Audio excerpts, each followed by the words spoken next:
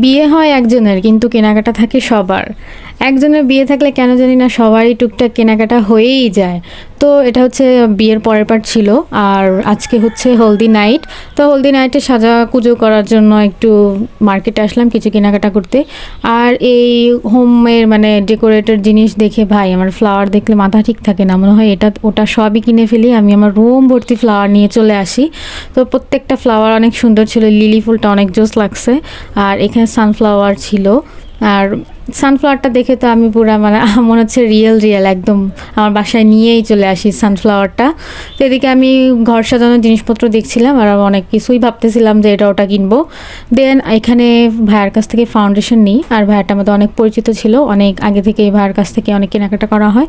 তো আজকে বিয়েতে সাজার জন্য ফাউন্ডেশন কিনতে গিয়েছিলাম, আরও কিছু টুকটাক জিনিস কিনলাম, আইলাইনার, আরও হাবিজাবি কী কী কিনেছি।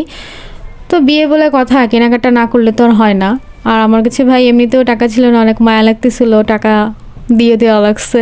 কিন্তু কি করার, কেনাকাটা তো করতে হবে, কিছু পেতে হলে কিছু হারাতে হয়। আর ভাইয়া দুটো চকলেট দিয়েছিল আমাদের দুজনকে, আমরা তো হ্যাপি হয়ে গেলাম। আর বিকাল হতেই আমাদের কেন জানি কাজের একদম ধুম পড়ে গেল, কারণ সন্ধ্যায় যেহেতু হলুদ হবে তো আমাদের তো অনেক কিছু রেডি করতে হবে বরের সামনে দেওয়ার জন্য। তো এদিকে আমরা সবাই মিলে এখানে ফলগুলো দিয়ে ডেকোরেট করব কিছু জিনিস বরের সামনে দেওয়ার জন্য, বর আর ব্রাইডের সামনে দেওয়ার জন্য। তো এখানে ফলগুলো আমি একদম রেডি করছিলাম আর ওরা আমাকে অনেক হেল্প করেছিল। তো এদিকে আমি গ্রেপগুলো একদম সুন্দর করে ছাড়িয়ে নিচ্ছিলাম, আর এরপরে ধুয়ে গ্রেপগুলো দিয়ে কিছু কিছু ডিজাইন করে আর কি কিছু জিনিস বানানো হবে। তো আমি আর আমার কাজিন এখানে গ্রেপগুলো একদম সুন্দরভাবে ফ্রেশ করে নিচ্ছিলাম ধুয়ে। দেন তারপরে শুরু হয়ে গেল আমাদের রেডি করার পালা, কাটাকাটি শুরু। তো এদিকে পেঁপেটা একদম কেটে নিচ্ছিলাম, পেঁপের উপরে আঙুরগুলো একদম টুথপিক দিয়ে সাজানো হবে যাতে বরকে আর বউকে খাওয়ানো যায়। তো এদিকে আমি টুথপিকে আঙুরগুলো একদম সুন্দর করে রেডি করছিলাম যাতে পেঁপের উপরে দেওয়া যায়। আর এদিকে আমি আর আমার কাজিন দুজনে মিলেই এটা রেডি করেছিলাম।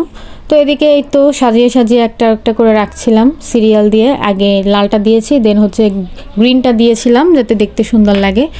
আর এদিকে ছোট্ট তিশার সাথে আমরা সবাই অনেক বেশি ফাজলামি করতেছিলাম, ও একটুতে অনেক রেগে যায়, অনেক চেতে যায়।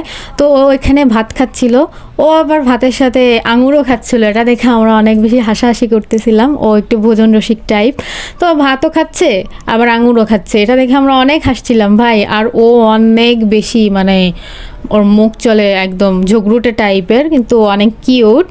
ওই যে আমরা দেখাচ্ছি ভাত খাচ্ছে আর মোবাইল দেখতেছে, আবার এদিকে আঙুরও খাচ্ছে। তো ওকে নিয়ে আমরা অনেক ফান করতেছিলাম বসে বসে যে ও কী কী করে, অনেক দুষ্টু। দেন হচ্ছে ওর সাথে গল্প করতে করতে